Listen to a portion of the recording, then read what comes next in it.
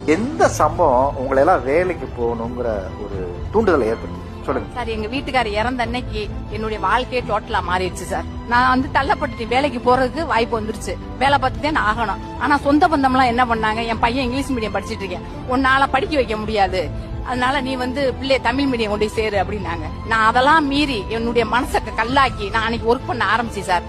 ஆரம்பிச்சதுனால இன்னைக்கு 2 பிள்ளையும் BE sir. 2 பிள்ளை இன்னைக்கு ஐடி கம்பெனில ஒர்க் பண்ணு. என் மயன் இன்னைக்கு டாக்டர்.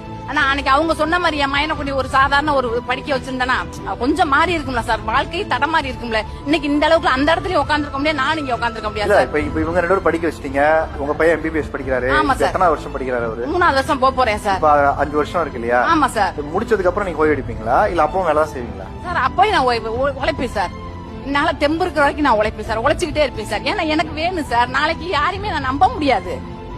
நீங்க இவ்வளவு நேரம் சொன்ன வார்த்தையிலேயே இதுதான் உங்க ஆள் மனசுல இந்த ஒரு வார்த்தைக்காக தான் இவ்வளவு நேரம் ஷோ நடக்கும். ஆமா சார், யாரையும் நம்ப முடியாது சார். பெத்த பிள்ளையா இருந்தா கூட நம்பிக்கைங்கிறது நாம சம்பாதிக்கிற காசுலயும் நம்ம உழைப்புலயும் தான் இருக்கே தவிர பிள்ளைகள் மேல அந்த நம்பிக்கை இல்ல. கரெக்டா?